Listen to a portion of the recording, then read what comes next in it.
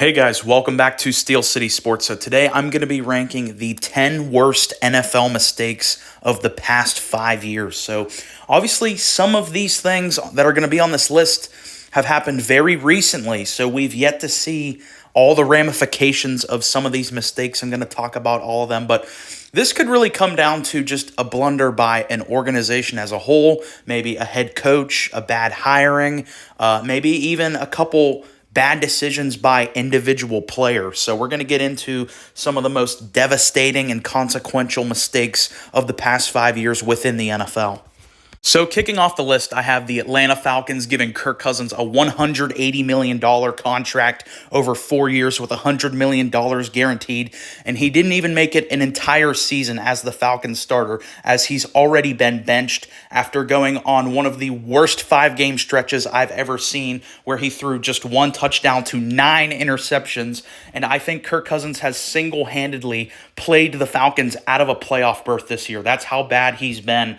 And when you factor in, the Vikings had Kirk Cousins within their building, and they won a lot of games with Kirk Cousins. They made the playoffs with him a couple times, and they decided to pass on him. That should have been a big red flag for the Atlanta Falcons. Hey, the team he's with, that they've had success with, they don't even want him. They're willing to take a shot in the dark on a Sam Darnold or a J.J. McCarthy, and they're perfectly fine with letting him walk out of the building. I think that should have been a red flag for the Atlanta Falcons. Clearly, the Vikings knew Kirk was not the same player.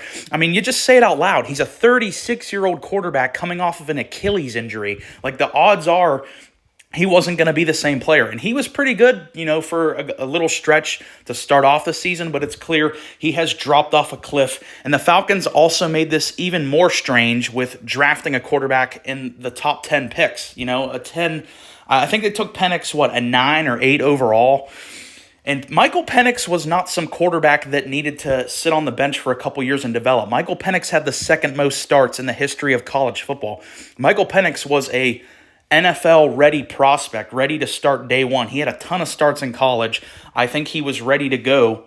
So they even complicated it more so by bringing in both of those guys, whereas I always said from the start, if you were going to draft Michael Penix, if that was the plan on your draft board, we want Michael Penix, why the fuck did you sign Kirk Cousins to a 4-year contract? It makes absolutely no sense, and I think it really highlights that the Falcons management just doesn't really know what they're doing as a whole.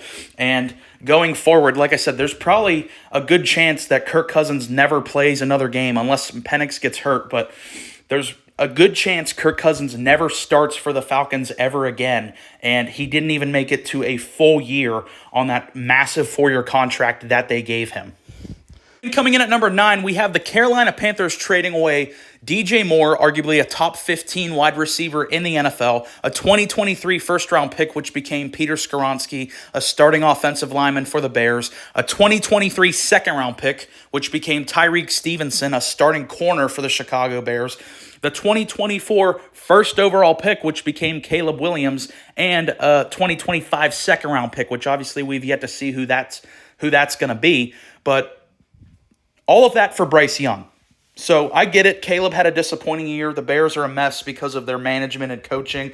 But if you poll all 32 GMs, who would you rather have, Caleb Williams or Bryce Young? 32 out of 32 GMs would take Caleb Williams. So even if you look at this trade for just a one-on-one swap, Caleb for Bryce, the Panthers lost that. But on top of that, gave up multiple picks, which became starting-level quality players for the Bears and a stud wide receiver in DJ Moore, who would play for any team in the league. Now, if I would have made this video a couple months ago, this honestly probably would have been higher up. But with Bryce Young looking a little better, with the Bears being so dysfunctional, it only landed at 9. But obviously, it's going to take a long time till we see all of this play out. It only happened just a little bit ago, and all these players are really young. So we're not going to quite understand the full impact of this trade for a long time. But just looking at it right now, the Carolina Panthers supremely overpaid for Bryce Young, who, even though he's playing better, I still think is a bottom 10 starting quarterback in the NFL. And at number 8, we have Bill Belichick forcing Tom Brady out of New England. So obviously, we don't know exactly what transpired behind closed doors. I think the only people that really know what happened is Tom Brady, Bill Belichick, and Robert Kraft. But essentially, what we were told through reports and through the media is that Bill Belichick was done with Brady. Brady was at the age of 41, 42 when this all went down, and the Patriots were coming off a disappointing season, losing in the first round to Tennessee, and essentially Belichick was done with Brady. He was ready to move on. He had already he'd already made plans to move off Brady years prior when they drafted Jimmy Garoppolo in the second round. Then we found out through backroom politicking that Brady kind of forced Robert Kraft's hand with that, and they ended up trading Jimmy Garoppolo to the Niners. But Bill wanted Jimmy G to be the successor to the Patriots dynasty. He was fully ready to move off Tom Brady. And when you look at Brady, he was fully willing to stay with New England. I think Tom Brady wanted to play his entire career with the Patriots, and that was even despite the Patriots' lackluster roster moves, especially those last couple of years of the Patriots' run. They had some terrible drafts, and that's really something I've criticized Belichick a lot for. He's the greatest coach of all time, but when you look at what he did as a GM in terms of roster construction, it was a disaster in the last couple of years with the Patriots. You look at the skill position players. That's something that to this day they still really lack at, and I think that all really stems from Bill Belichick and his lack for really assessing talent. They had some really big busts like N'Keal Harry. They traded a second-round pick for Mohamed Sanu, who really did nothing with the New England Patriots. And despite all of that, Tom Brady was still willing to stick with this team, but Belichick was over it. So Robert Kraft ended up siding in the end with Bill Belichick over Tom Brady. Bill got his way, and Tom Brady left the Patriots in the offseason between the 2019 and 2020 season. Tom goes on to go to Tampa Bay, where he has two of the best seasons of his career. In 2020 and 2021, Tom Brady had two of the best seasons of his career. Obviously, 2020, winning the Super Bowl with the Tampa Bay Buccaneers, really an irrelevant franchise, and he transformed them in an offseason to a Super Bowl level team. I think you can really argue that that's the crowning achievement of Tom Brady's career, is how he went there for 1 year. We've seen all these guys, these older quarterbacks jump around, think they're going to have success on a new team, and see it fail. Brady went there one offseason, brought in his guys, and they won the Super Bowl the first year. And even the year after that, in 2021, I think Tom Brady actually had a legit argument for the MVP over Aaron Rodgers. He was better in every statistical category than Aaron, except for interceptions. So I think there was a real case Brady could have even won MVP his second year in Tampa. Obviously, year 3, with injuries to the O-line, it didn't really work out, and Tom ended up retiring. But when you look at what the Patriots did after Brady left and what Brady did after he left, this turned out to be a disaster. Bill Belichick went on to get fired by the Patriots just last year. They've been a completely irrelevant franchise ever since Tom Brady left. I know they made the playoffs that 1 year with Mac Jones, but they got crushed in the first round immediately by the Buffalo Bills. And outside of that year they made it with Mac Jones, they've been a completely irrelevant team. They still haven't really recovered. And I think you can make a legit argument that had they just kept Tom Brady and made some better roster moves, they probably could have won another Super Bowl in New England. So I think this was a really big mistake in the long run for Belichick and the Patriots. Coming in at number 7 is technically a cheat because it didn't happen in the last 5 years, but when you look at what it's done to the Bears franchise and how it has impacted the decisions that they've made in the past 5 years, I think that this does actually kind of count because it's directly led to the Bears making even more mistakes within the past 5 years. So yeah, technically didn't happen in the last 5 years, but it has heavily impacted the Bears these last 5 years, and that is trading up to draft Mitch Trubisky, who is a generational bust. As a second overall pick, I don't even think he's an NFL backup quarterback, and I can say that from an area of expertise as a Steelers fan. I watched Mitch Trubisky play basically half a season, and I thought it was about as fun as getting your teeth ripped out with a pair of pliers. That's what I kind of compared watching Mitch Trubisky play football. He's legitimately one of the most inaccurate players I've ever seen at an NFL level. I don't think he's even a backup level quarterback. He's genuinely one of the worst pro-level players that I've ever watched. And the fact that they traded up, gave up assets to bring him in, and passed on two far better college prospect players in DeShaun Watson and Patrick Mahomes, who both had immediate success in the NFL. Say what you will about DeShaun now, but early on, he was a superstar in Houston. There's a reason why Cleveland gave him that massive contract. And Mahomes is already in the GOAT debate, and I don't even think he's 30 years old yet, and he's already has people out there saying he's the best of all time. Whereas Trubisky, he's a backup with the Bills. I don't even think he should have that job. So yeah, I know it didn't technically happen in the last 5 years, but it has heavily impacted what the Bears have done in the last 5 years, and that is they've just done this carousel with the quarterback position just year after year, just complete desperation to get their quarterback. They gave Nick Foles a ton of money after he was done with the Eagles. That lasted like 5 games. He was benched. They drafted Justin Fields. They gave him, 2 years, and they had to clean house because that's how big of a mess the Justin Fields situation was.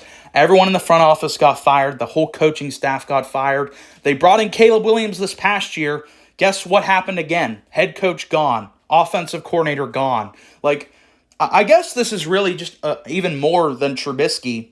It's just the Bears' quarterback situation as a whole, how they fucked up all these high-end prospects so bad. So I really think the first piece in that domino was drafting Trubisky in 2017, and they have been scrambling to find their guy at the quarterback position ever since then, and it's just been a mess. They've had talent, they've had good teams, they've had good players, but they just continually, time after time, get quarterback wrong by either taking the wrong guy like Trubisky or taking a guy in Fields who needed a lot of development and putting incompetent coaches around him. This is really more so just about the Bears as a whole and how they have really just been a mess when it comes to figuring out the quarterback position.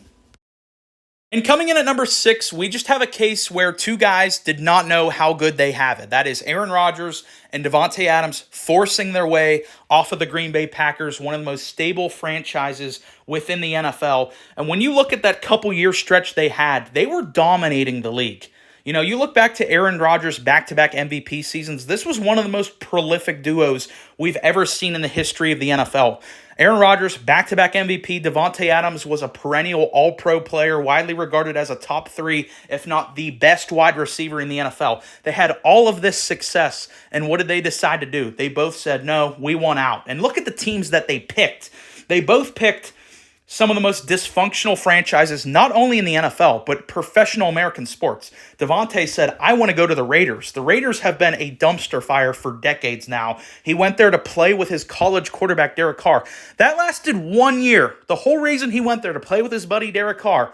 Derek Carr was gone after 1 year. That's how good Derek Carr was. And Devonte Adams was stuck on the purgatory, the irrelevancy that was the Las Vegas Raiders. Despite having a lot of individual success, they were completely irrelevant Devontae's entire time there.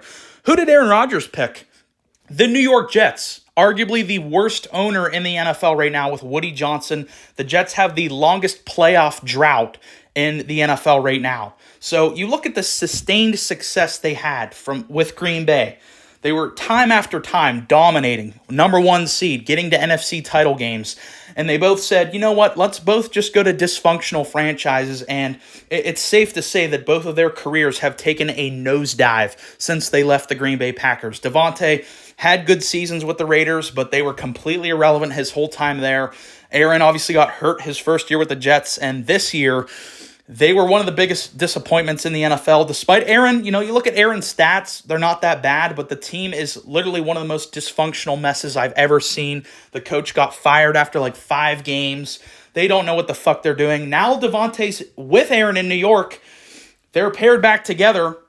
They're not that bad together, but they're completely irrelevant. The Jets are a completely irrelevant team. So I do think from a career standpoint, when you're looking at it from an individual player standpoint, this is two of the biggest disasters I've ever seen. To look at the Packers franchise, the sustained success that franchise has provided for decades, and for them to have all that success and say, no, we want to go play for the Raiders and the Jets. Total disaster. So kicking off the top 5, if you're a longtime listener of this channel, it should be no surprise that this guy is on a list about mistakes. And we're talking about one of the darkest days in Chargers franchise history. January 17th, 2021, the Los Angeles Chargers hired Brandon Staley to be their head coach. Legitimately one of the most incompetent morons I have ever seen hold a head coaching position. And we're going to break down why he was so bad. But hiring a moron is bad enough in its own right, but to have a generational level quarterback, a top 5 year after year player at the quarterback position in Justin Herbert, and completely fucking squander his rookie contract is really just blasphemy. Like, you can't even really put into words. Like, that is the point in time where you're supposed to maximize your roster, go all in. We saw the Seahawks do it with Russ. We see time after time the teams try to maximize their team when they have a good quarterback on a rookie deal. And the Chargers completely fucking destroyed that with bringing in one of the biggest fucking doofuses that I've ever seen hold a head coaching job, Brandon Staley. You look at his first year there, they should have been a playoff team. It came down to the final game of the year versus the Raiders. All they had to do was not call a timeout, and they would have made the playoffs that year. What does Brandon Staley do with his masterful clock management? He calls the timeout. Guess what? The Raiders kick the field goal. Chargers automatically eliminated from playoffs. So right there, first year, completely wasted directly by Brandon Staley. Year 2, they actually made the playoffs. They had a lot of talent on that team, and they had one of the most embarrassing playoff collapses I've ever seen in the history of my time watching sports. They had a 24-0 lead on the Jaguars in a playoff game and went on to blow that. I think that is a total... You can't really put into words what that meant for the Chargers as a team. I think right there, Brandon Staley should have been fired. I think right there, any momentum Staley had as a coach was completely cratered right there. He should have been fired after that playoff loss. Then you go into 2023. So this is, to me, one of the most mind-boggling things that has ever happened since I've been watching football. When you look at the 2023 Chargers roster, I think you could have argued they were a top 10, if not even top 5 roster, just from a on-paper, player-by-player perspective.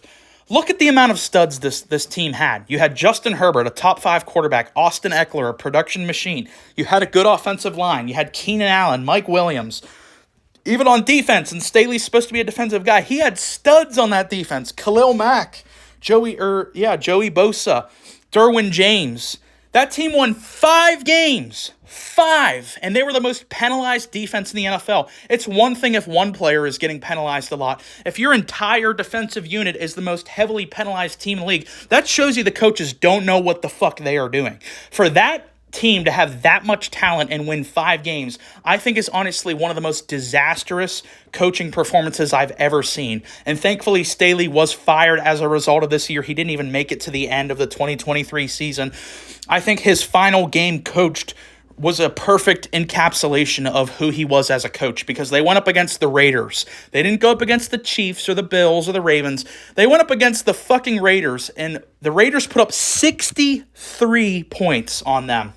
The Chargers just gave up. The team totally gave up on Brandon Staley, and he was fired within the next couple of days. So it's one thing to hire a total doofus as your head coach, but it's just total blasphemy from an organizational standpoint to waste the rookie contract of Justin Herbert. And that's exactly what they did, not only with Staley, but with Anthony Lynn. But when you get a player that good on a rookie deal, that is the point in time where you're supposed to maximize winning Super Bowls. You know, Mahomes won his first Super Bowl on his rookie deal. Russell Wilson won his Super Bowl on his rookie deal. You look at what the Texans did this offseason with Stroud on his rookie deal. They brought in Diggs, Danielle Hunter, bringing in all these players.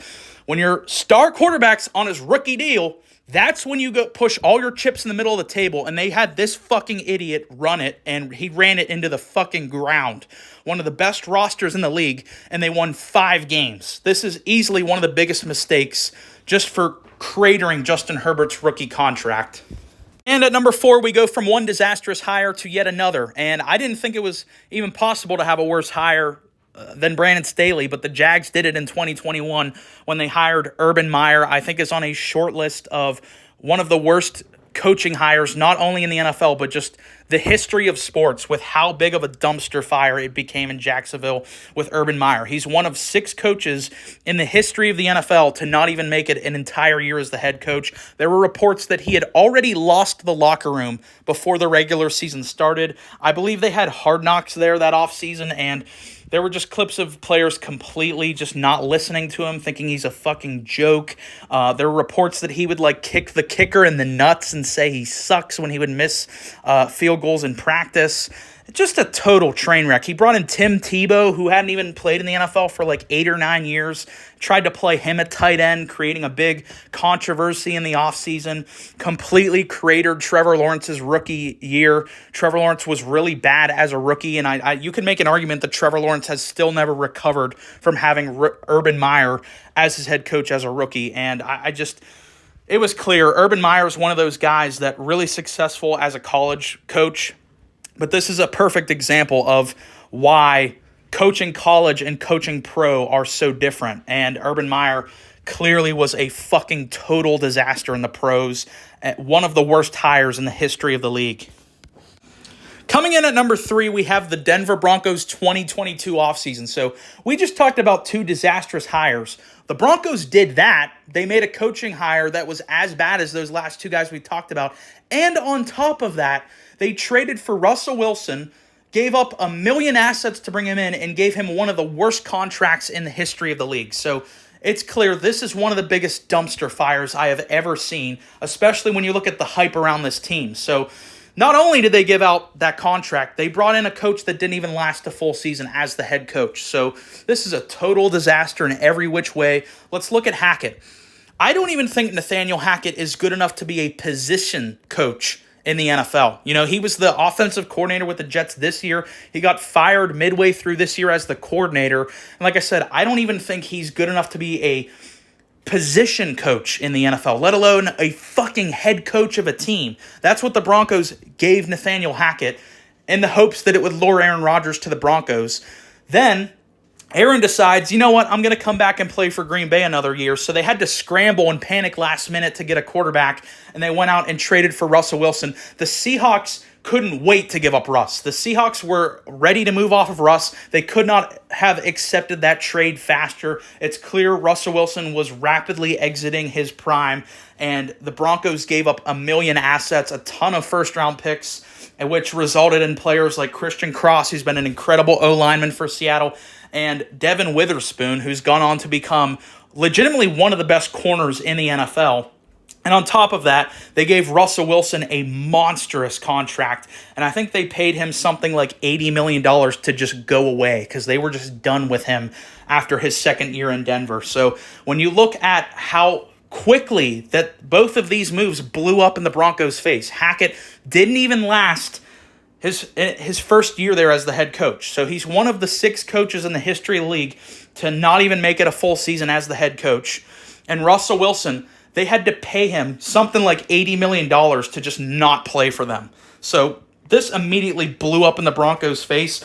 I think it does kind of show. You do have to give Sean Payton credit for how quickly he's cleaned this up, but this 2022 offseason was just a total catastrophe for the Broncos. And our runner-up for biggest mistakes of the past 5 years is the 49ers trading 3 first-round picks and a third-round pick to move up 9 spots to draft Tre Lance, number 3 overall in the 2021 NFL Draft. Immediate disaster, because you know what the Niners got in return for all those assets? Tre Lance started 4 games for them. 4. That's all they got for giving up 3 first-round picks. Those picks turned into Jalen Waddle, and the Dolphins also used the other picks to trade for Tyreek Hill. So those picks turned into those guys. What did the Niners get out of it? 4 games of Tre Lance. That's all they got. It took them, it was that quick for the Niners to figure out, oops, we fucked up. Just 4 games. That's all it took for the Niners to say, yep, we messed up, let's get him out of here. And he was traded for a 4th-round pick. He's obviously now on the Cowboys, where he has struggled to even win the 3rd-string job for the Cowboys. Forget backup. He can never touch Cooper Rush. He's competing for the 3rd stringer on the Dallas Cowboys right now. He had a preseason game this year where he threw 5 interceptions in a half. So he's not an NFL player. He was never an NFL level player. And this gets back to, I think, a bigger point about the Niners. What the fuck were they thinking drafting Tre Lance that high? Because it's one thing if he would go to like the Browns or the Panthers or the Giants, a team that's bad that has time to develop a quarterback. The Niners were right in the middle of their win now mode. The Niners had a bunch of sweet players in the prime of their career. Like, it's go time. Right now is our time to win. They don't have the fucking time to sit around and develop a kid who didn't play. He played 3 games of college football. They thought they were going to bring in this kid with so little experience, needed development, and we're going to win the Super Bowl with that guy. I mean, it is I know it's easy to criticize these moves in hindsight, but even looking at it like with the information we had back then, it made no sense. Like, you're telling me you're going to try to go be a playoff contender with a guy who played 3 college games. We have no film on this kid, and you're going to plug him in here and make him a superstar. It was a totally mindfuck of a trade. It made no sense to give up all those pieces and to bring this guy in. A total disaster, who, like I said, I don't even think he's a third-string level quarterback in the NFL. And when you look at the assets the Dolphins were able to get out of these picks that they got in return for this trade with Jalen Waddle and Tyreek Hill, this is one of the worst trades in professional American sports.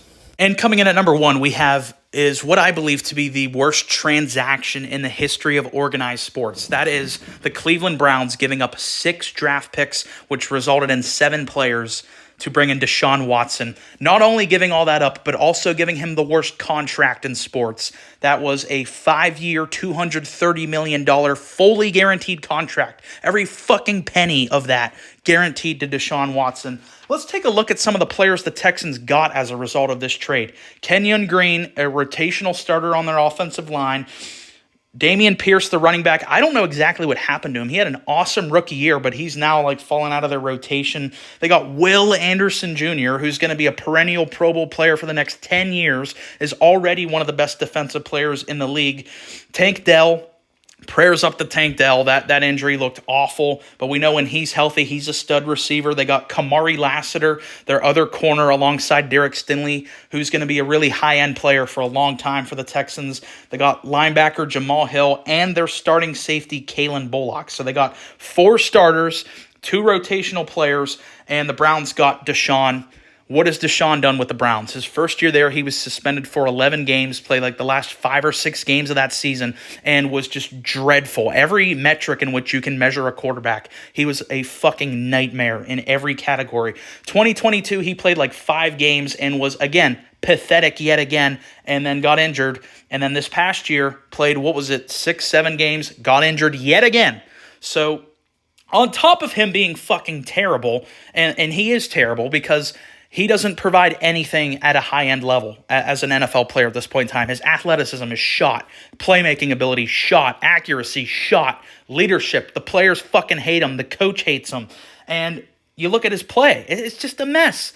He's not a good player. He's not a good leader. He's not a good presence in the locker room. He makes a shit ton of money. He doesn't even play, which you could argue is a good thing for the Browns that he gets injured because they're better. Every time his backup has come in, the Browns have gotten significantly better. Whether it was Joe Flacco or Jameis Winston, the Browns are always a far more competent and competitive team when his backups come into play. So this is the worst move, I think, in the history of sports. And we've still yet to see the entire ramifications for this because they're still on the books for DeShaun for multiple years. So that has been it for my 10 biggest mistakes of the past 5 years. Definitely let me know what you thought about all this down in the comments. If you made it this far, thanks for listening. Please like and subscribe.